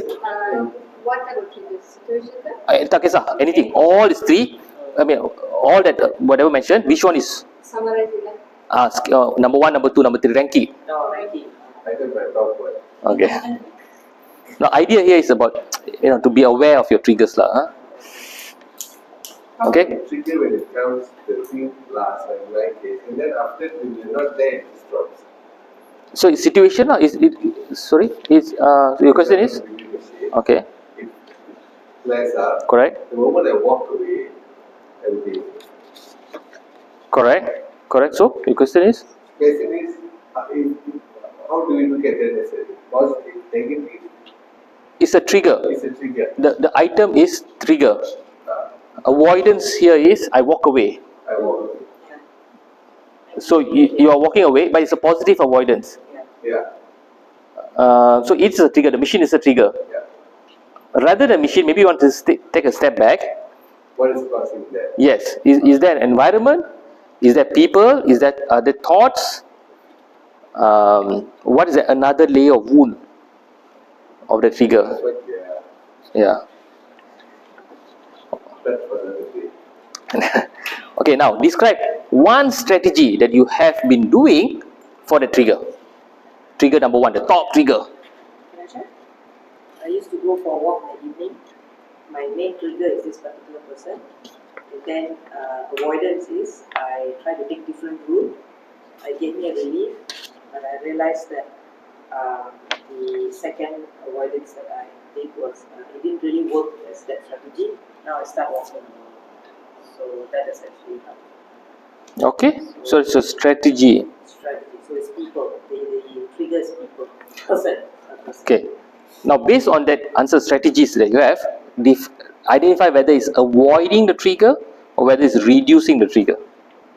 Avoiding the exposure trigger or reducing the exposure of the trigger. So in your case now, it's avoiding exposure of the trigger. So, no, I'm not saying wrong or right. No, you just have to identify, classify them. That's all. Avoiding or reducing.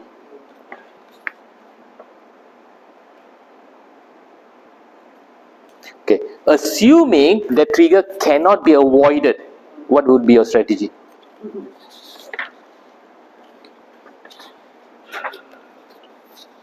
Yours is different lah. But assuming it cannot be avoided, what would be your strategy?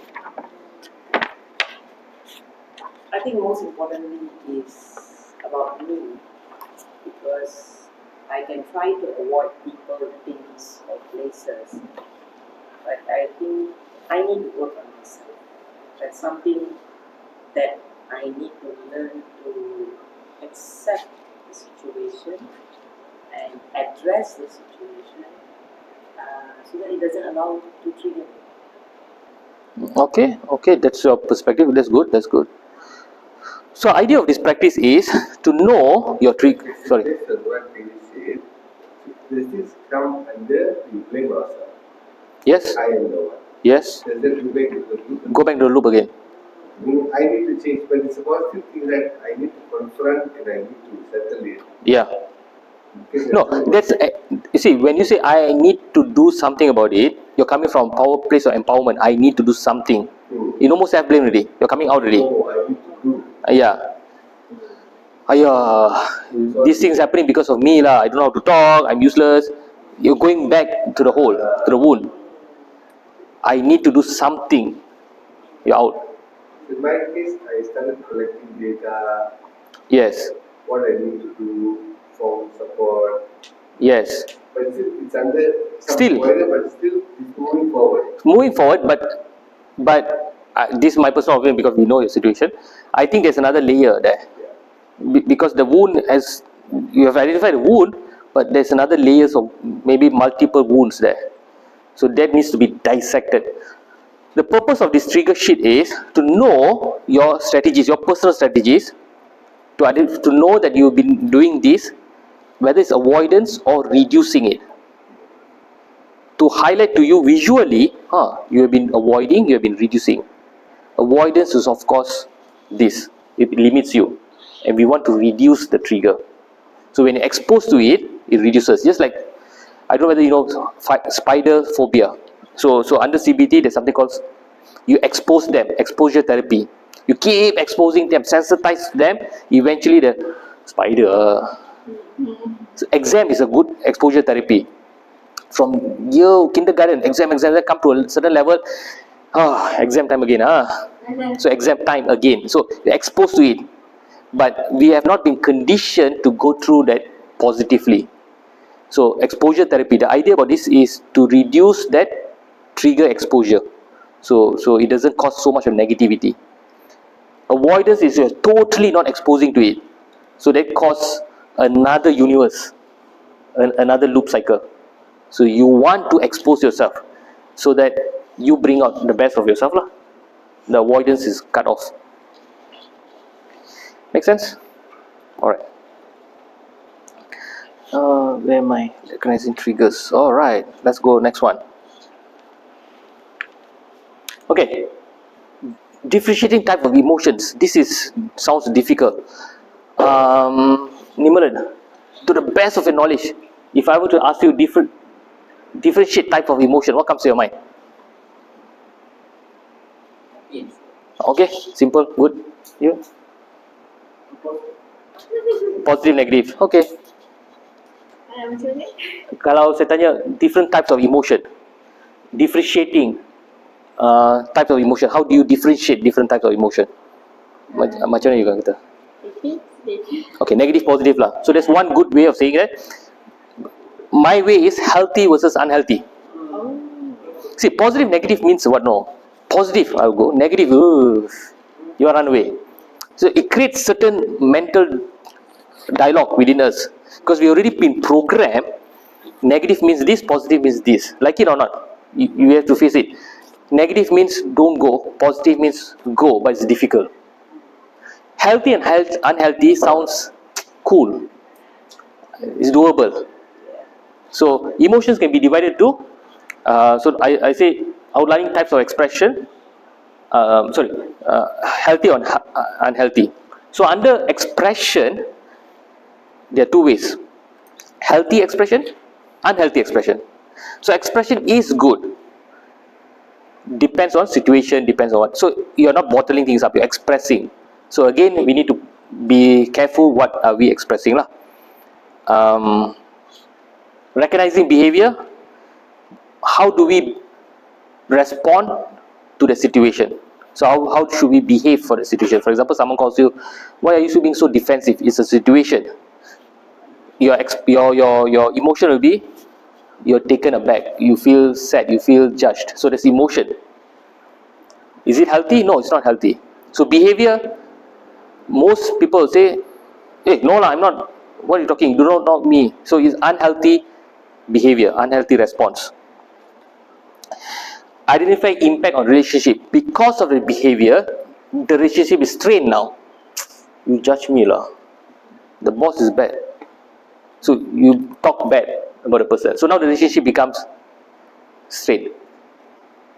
Actually, background, he may have different intention. He may have voiced it out in a productive way. So instead of being defensive, maybe you want to, maybe his intention is so that you be open to ideas. Again, his delivery process is wrong. But see, we're not here about correcting others, we're looking at ourselves. Reviewing emotional impact, how is it affecting you? So each expression of each emotion, whether healthy or unhealthy, how is it affecting you physically? That you need to know also, because for positive loop, if your expression is healthy and you're feeling, I'm feeling happy today, I'm feeling body is lighter, so it creates a positive loop in your mind. It creates a positive reinforcement. This is good, I should be doing this more often. This is bad, I think I should look at this. So you need to identify the emotions and the responses lah. Alright, this is quite common. Just now you asked me a question, how do I process thoughts or emotions?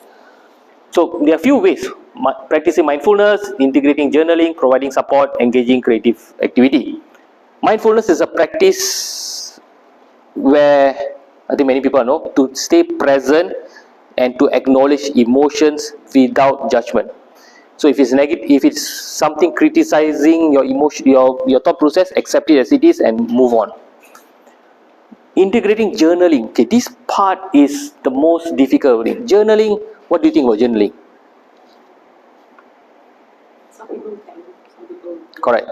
So way of expressing. correct. So journaling here does not mean you write the story of the day. You don't go to details. It's not like opening a diary and putting stuff inside. Here journaling means processing thoughts or emotion, like what you've been doing just now. You do not need to do this on daily basis, weekly, monthly, as often as you can. So journaling is a self-reflection. It's not for you to read. You said as the part where you can tell a story and journal. Correct. Any mode to write.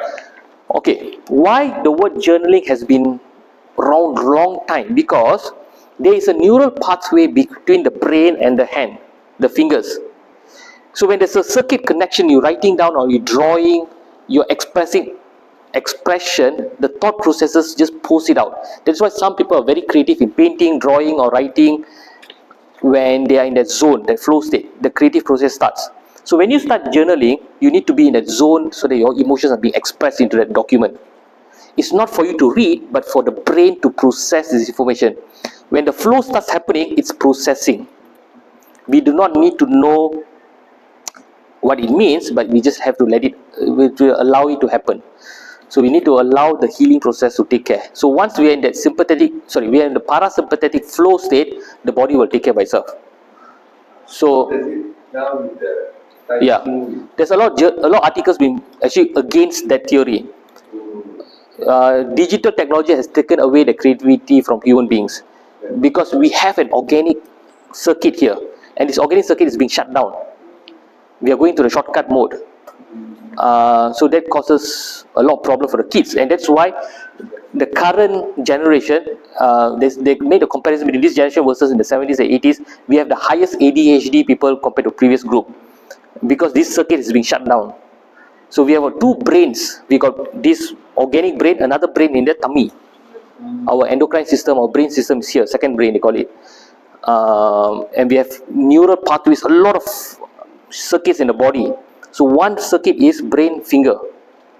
That's why if you see properly, people who are very creative in arts, they are very expressive.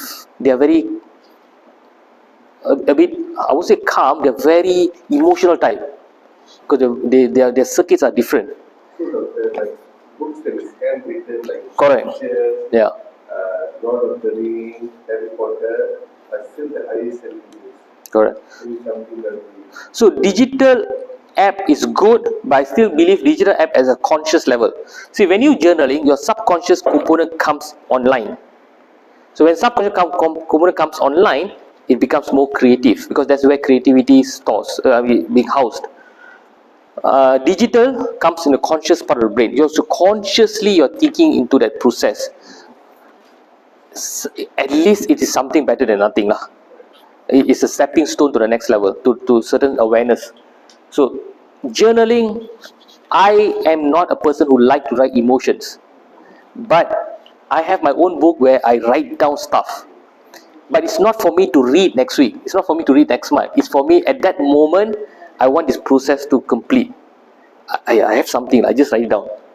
Hey, Other than writing, can we do the talking? talking Yeah. to whom? To what? To someone that goes first. Okay, that's where coming providing support. You talk to your friend, you talk to your computer, you talk to your doll. Some people talk to their dogs, pets, cats, orangutan. Because these animals are non-judgment, they do not judge you, so you can, they don't talk back. But you come to a point they say, stop it lah wey. They'll give you a look again just because I cannot talk. So providing support, you can talk to your friend, but again you need to understand, see, friend is friend. They have their own set of problem. They can help you to a certain degree lah. Some friends are very good, they will help you, keep on helping you. But again, you will feel, ayo, I'm troubling him. Or the friend will be thinking, sampai bila you nak bergantung pada saya? So you have to take your own step. So friend is good at crisis moment. On personal level, self-reflection, you still need to sit down, you yourself. Like what Dr. told, like talking to the door, it's equivalent to writing down? No. It's not, in terms of level equivalence, no, but it helps. It helps. Writing down, so I had one client came for smoking. So we did a session. So it reduced, but it never dropped. So I told, okay, go back home, do this thing. So it's something called auto writing. It happened auto writing. She started writing, and it goes on for 2 days. Of course, stop. 2 days. On the third day, she found the break. Boom!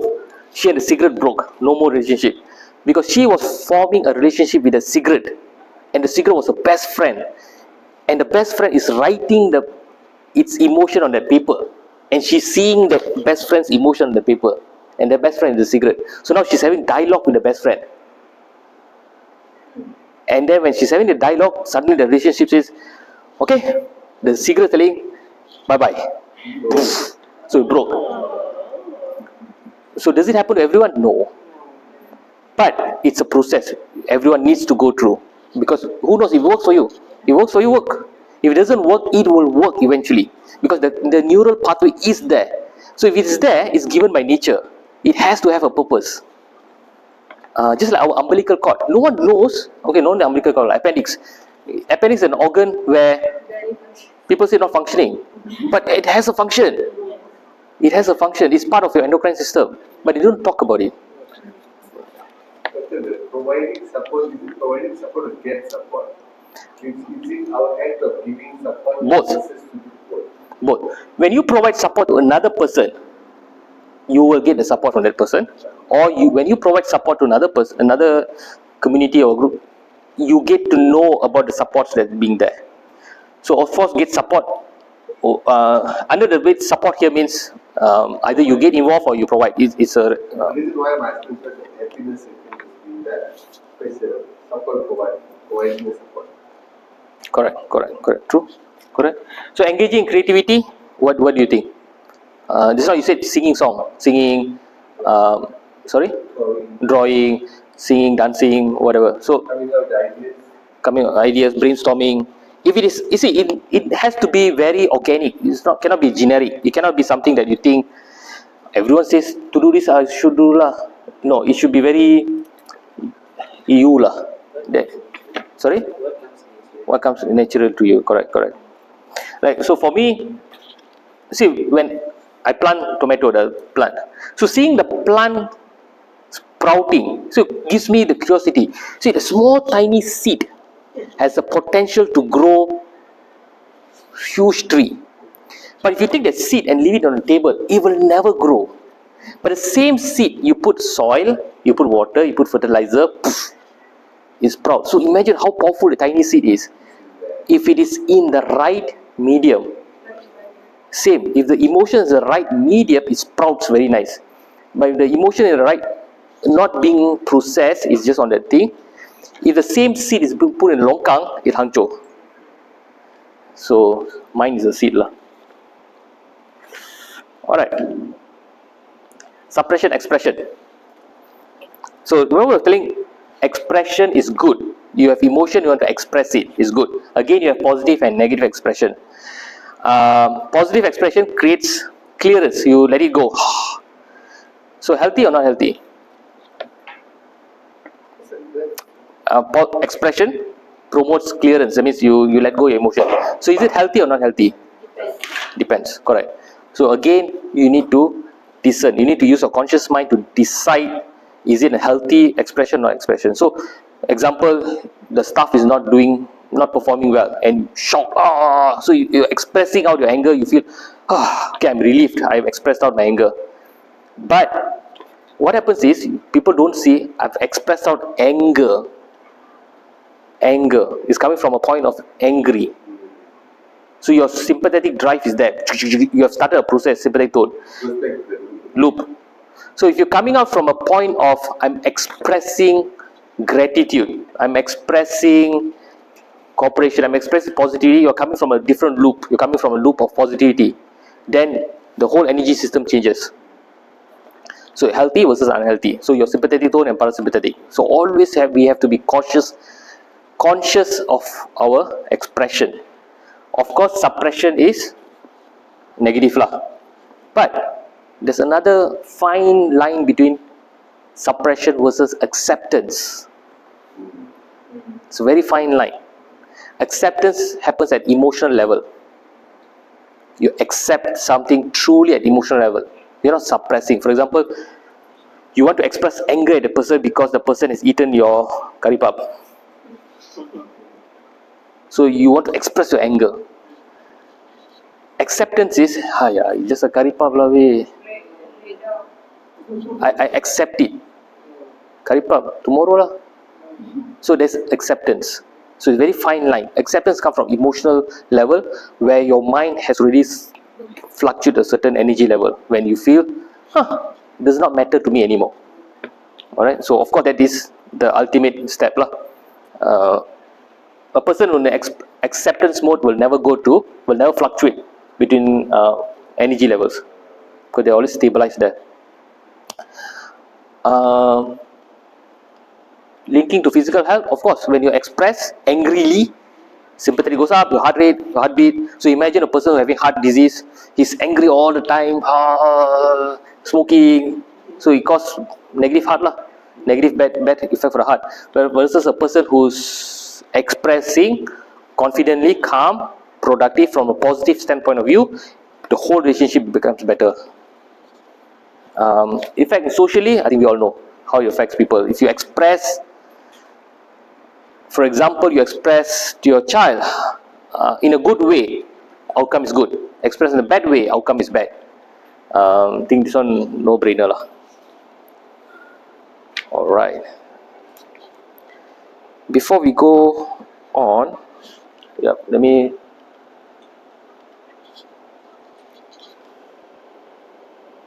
Okay. Name me one common trigger for you. What do you have? One trigger. If you're not too personal lah. What's your one trigger? Apa je? Apa je? Yang trigger takut. Okay, takut. Takut is an emotion. Trigger apa yang buat you takut tu? Terkejut. Terkejut is a behavior. Apa yang akan cetuskan Oh.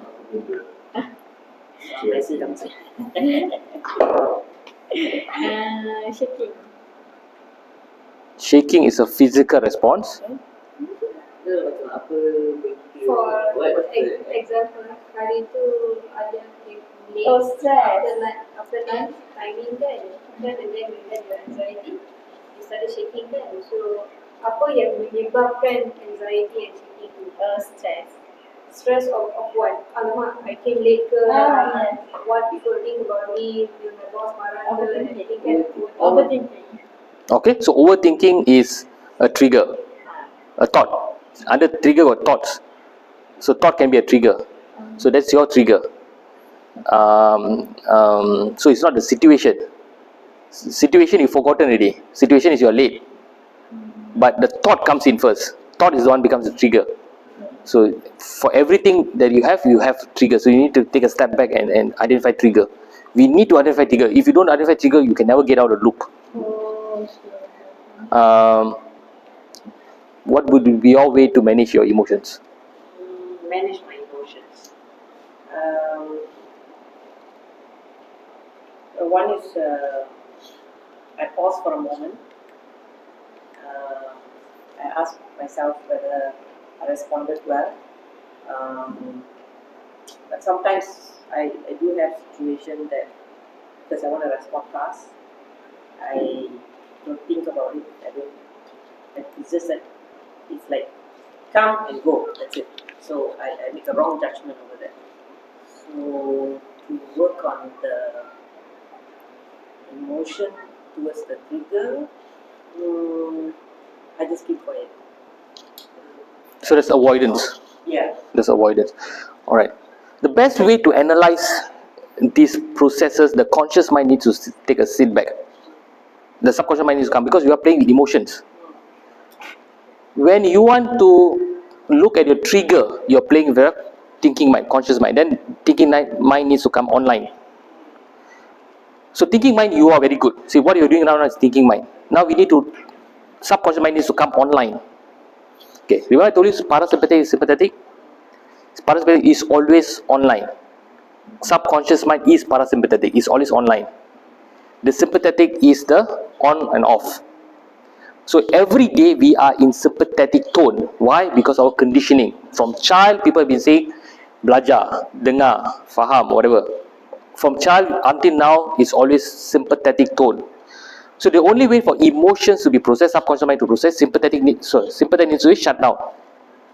So how to shut down sympathetic? So that subconscious mind is now becomes active. The mind needs to, the energy level of the mind needs to shut down. Okay, we have 4 brain waves, or 5 brain waves. Alpha, theta, gamma, delta. So alpha is whatever we are doing now, is alpha brain state. Beta is you're sitting down watching TV. Gamma, theta, slightly deeper. Gamma, delta. Sorry, delta and theta. Delta is last. Theta, gamma, slightly up. So this one is more deep part of mind, more sleeping or deep sleep, dream zone. To reduce sympathetic, we just need alpha. Sorry, beta. Hey, what am I talking? Alpha. Sorry. We need to take a deep breath and let it out. That's all. That is a signal to the sympathetic tone, shut down. Then the sympathetic will just shut down. When you see a dog chasing, do you no? Straight away, breath changes. If the breath changes when we see a threat, when you see a threat, the breath changes, the chemical response changes. That means the other way should also work. The breath changes, the response also will change. See, now we are breathing unconsciously. Threat comes, response. So that means now if we respond differently, the threat also will be disappeared. Now the threat is in the mind. It's not a physical threat. So now the threat is constantly coming from the mind. So we need to change our breathing pattern consciously. That reduces our sympathetic tone. And once that reduces, then subconscious mind is always online, then we can process the information better. So the energy level of the brain and the mind needs to change. The brain is constantly in energy flux. It's constantly changing because of the mind. The mind is an energy field. So if the mind is an energy field, we can only process the energy field from an energy field. We have to go into the energy field to process it. We cannot process from intellect field. So that is why mindfulness is super important. Mindfulness is a process where you steady the mind down to reduce the energy fields. So how do you mindfulness? Look at a tree, look at the sky, just sitting on the beach, looking at our environment, something calm and peaceful, listening to a song, you're calm and peaceful. Don't listen to a song, okay, I'm calm and peaceful now, I think tomorrow I should be doing this, I should be doing that. You're planning. So, eating a soup, you eat a soup. So another form is meditation. You go deep down, bring down your brain waves lower to alpha, lower than alpha to theta, gamma, and that's where you can do deep work. You can really rewire a lot of things. Alright, so again, suppression versus. So, does it mean, like, example, when we makan, we makan like, we can have a conversation about the food? Alright, ideally, according to Zen philosophy, ideally, in order to be mindful, it should be that activity. Jangan cakap lah. Yeah, if you're eating, it's between you and the food. Yeah. Ideally. Practically, not possible. So because time has changed, you see. Yeah, see, Zen philosophy was developed during a time when situation allowed it to happen. You can't sit down by yourself and have food by yourself. See, at this point of time now, too many distractions. So we have to allocate our time for mindfulness. He just said that open YouTube, but then you're not in that moment because you're eating, but your eyes is being distracted by media. media. Say the food will finish, you don't know who ate it. Yeah. to apply the food also you won't know Like, because your example, when you makan, then they are, like, if you go to food court, when you makan, there are people moving around, people talking. Cannot. For us, it's just we invest into Ah, the if that happens, good. That means your focus is zoned in. Remember, just now you're doing the hand thing. yeah. You are removing distraction. So now distraction is there, but you're zoned into one only food. So now the mind is shut down. So there's a good shutdown. One of the things is go to a place where they all speak different language that you don't understand. It's just noise, white noise. White noise. You know, our parents always say, don't talk while you're eating. So actually, we think that they are actually scolding us, but actually they're trying to get us to be very mindful. Yeah. Focusing our emotion. Yeah. So it's difficult talking about mindfulness, but if you can allocate a time, 30 minutes every day, I'm doing this for myself. Okay, I'm going to breathe. I'm just going to breathe. And just breathe. So it starts with simple activity. Again, Or swallow 5 times. that's a form of mindfulness. See, the problem of breathing is one of. Okay, I'm sitting down breathing. 10 minutes already. Nothing's happening. 15 minutes already. 15 minutes. Oh. When we do this, like, okay, when we makan, when we sit quietly, do we communicate it to people around us? Because all of us are somehow with someone. So if we don't, like, refer the culture of eating and talking, if we don't talk, it means why you're being like, Correct. So you cannot do mindfulness there. You shouldn't do. You should. In our current society, climate situation, I think we only can do mindfulness according to situation. Again, it boils down to activity called self-care. You have to take care of yourself. You need to know where to and when to do self-care. do we tell them, like, example, No. every time makan, Do you think people understand you? Johnson. Then what's the point? So see, by you telling them, you expect people to change for you. It's not going to work. So we have to construct our own environment for life. Correct. The whole idea is you design your own pattern. You design your own self-care method. By doing that, you're expecting people to respect your time. It's expectation. So, koya already lah. So, in this module, what we have learned is suppression, expression, how it affects your health, the triggers, identifying the triggers, and simple methods how you can take care of your health. Before I go deeper, so I'm going to refer to one worksheet soon, so you have some time to do that, and then we'll go through that shortly. Let me open this thing. All right. So every thought, every behavior has a cost in your life and benefit. Cost means how it robs you. So now I want you to think the primary emotion that you have. You wrote this now. The primary emotion.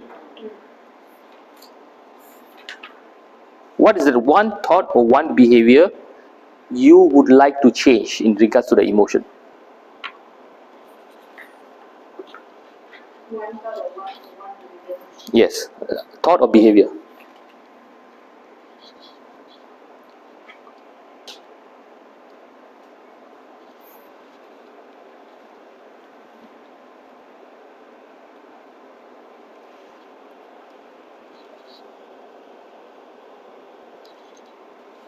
Okay.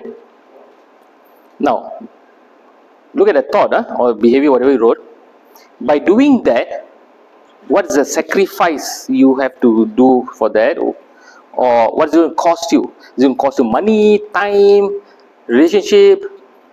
What are you going to lose out of it? By doing that, apa you rugi?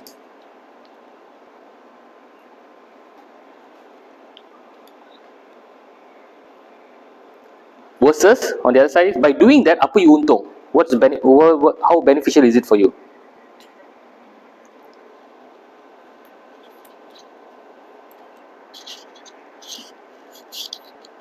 So which one is more, benefits or cost?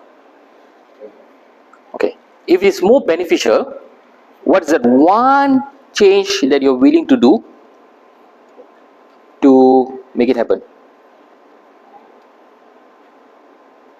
One change. Find a way to resolve. Okay, just write down whatever there. Okay, write it down. One thing that you're willing to change.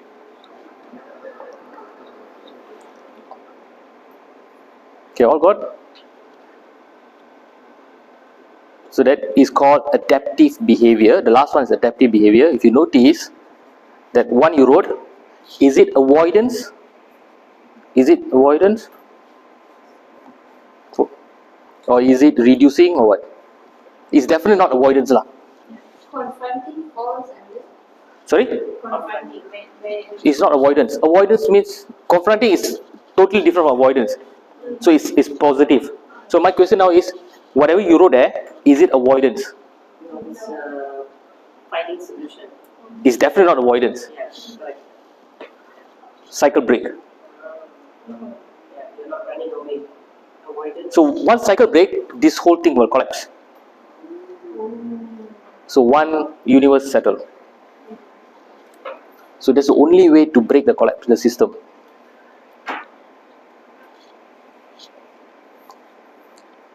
See, the last is adaptive behavior. But we started off with cause and benefit. It may not seem relatable, but when you put it down on a piece of paper, write it down, it makes sense totally to the mind because it becomes tangible. Now it becomes real. So the adaptive behavior is that one thing. Yes, yes. Of course, there might be many adaptive or maladaptive behavior for any problem. I'm just highlighting one only now. So before we end, go through all the worksheets that we've done. You have 20 minutes, then we can go for lunch. Any questions? Okay, done. Thank you. All right.